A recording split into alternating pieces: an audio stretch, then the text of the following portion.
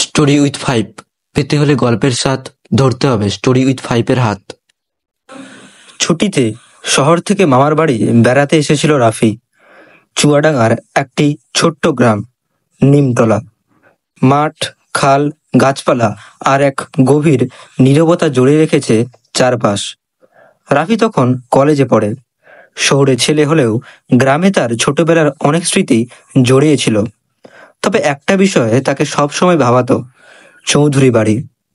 গ্রামের মাঝখানে বিশাল এক পরিত্যক্ত বাড়ি, প্রায় 150 বছরের পুরনো। লোকে বলে বাড়িটা একসময় জমিদার চৌধুরীদের ছিল।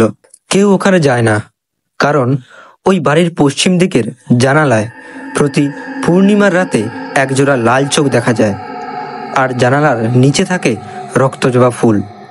অথচ ওখানে কোনো গাছই নেই। রাফি প্রথম দিনেই দাদুর কাছে জানতে চাইল, দাদু, ওই রক্তজবা জানালার গল্পটা কি সত্যি? দাদু বললেন, অনেক কিছু জানলে রাতে ঘুম আসে না, ওই জানালার দিকে তাকিও না। জানি শহর থেকে এসেছো, ভূতে বিশ্বাস করো না, তাই বলছি, কৌতূহল বাঁচিয়ে রাখলে মরণ এগিয়ে আসে। রাফি হাসল। ভূত এখনো 4G ইউজ করতে শিখেছে নাকি, যে জানালার ওপাশ থেকে চ্যাট করবে? গ্রামের লোকেদের মুখে শোনা যায় 1948 সালে সেই বাড়ির বড় মেয়ে লক্ষ্মী চৌধুরীর মৃত্যু হয়েছিল ঠিক জানালার নিচে। ভালোবাসার মানুষ তাকে ছেড়ে চলে গিয়েছিল শহরে বিয়ের আগের রাতে। সে রাতে পূর্ণিমা ছিল।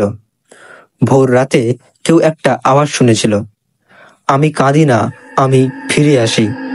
সেই থেকে জানালায় দেখা যায় একজোড়া লাল চোখ, আর ঝরে পড়ে তাজা রক্তজবা ফুল। অথচ ফুল গাছ নেই। রাফি সিদ্ধান্ত নেয়, ভয়টয় কিছু না, এবার সে জানবে আসল সত্যি। পূর্ব দিকে জানালা দিয়ে চৌধুরী বাড়ি দেখা যায়। এক রাতে পূর্ণিমার ঠিক আগের দিন সে ছাদে উঠে জানালার দিকে তাকায়। সেই মুহূর্তে হাওয়ার গতি বেড়ে যায়, পাশের তালগাছ কাঁপছে, কুকুর ঘেউ ঘেউ করে ডেকে উঠেছে। তখনই সে দেখে চৌধুরী বাড়ির জানালায় কেউ দাঁড়িয়ে আছে, একজোড়া লাল চোখ। তবে হঠাৎ তার মাথায় এলো একটা বুদ্ধি, মোবাইলে জুম করে ছবি তুলবে। কিন্তু ক্যামেরা অন করতেই মোবাইলটা অফ হয়ে গেল। সে ফিসফিস করে নিজেকে বলে, এখন যদি কেউ হেসে বলে ব্যাটারি কম ছিল, আমি তাকেও চার্জার দিয়ে মারব। পরদিন রাফি তার ছোট মামা আর পাশের বাড়ির 2 বন্ধু লিটন আর সালাউদ্দিনকে নিয়ে দল বানালো, ভূত বিরোধী তদন্ত কমিটি। তারা ঠিক করলো পরদিন রাতে চৌধুরী বাড়িতে ঢুকবে, কিন্তু একটাই শর্ত, যে পালাবে তাকে বাকিরা 3 দিন ঝিঝি পোকা বলবে। রাফি বলল, আমার আবার পোকা ফোকা ভয় নাই, ভূত ধরা পড়লে সেলফি তুলব। সালাউদ্দিন বলল, ভাই, ভূত যদি ফিল্টার ছাড়াই সুন্দর হয়, তাহলে বিয়ের কথা ভাবিস। রাত 12টা, পূর্ণিমা। 3 জন ঢুকে পড়ল বাড়িতে।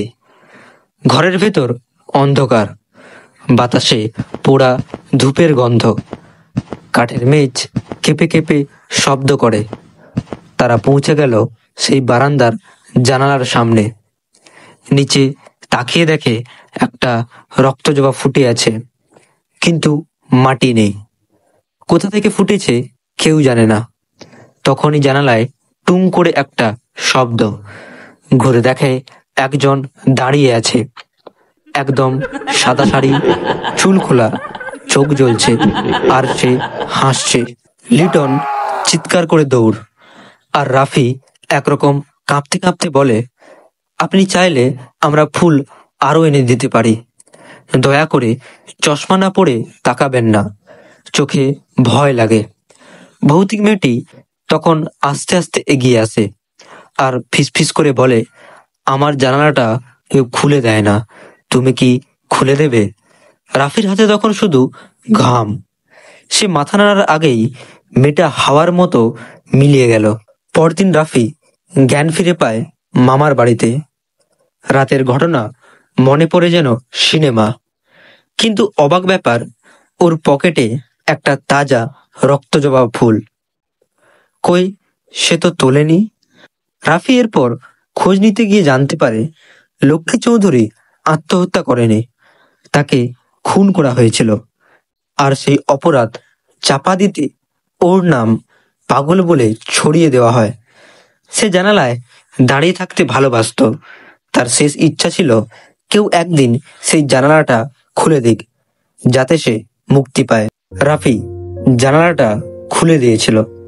ভয় পেরিয়ে শেষ এক ইচ্ছেকে সম্মান জানিয়েছিল। সে রাতের পর আর কোনো রক্ত জবা ফোটেনি, আর জানালায় চোখ জ্বলেনি কখনো। গল্পটা ওখানেই শেষ।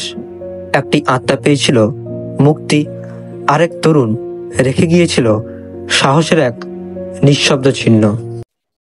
করো সাবস্ক্রাইব, শোনো স্টোরি উইথ 5।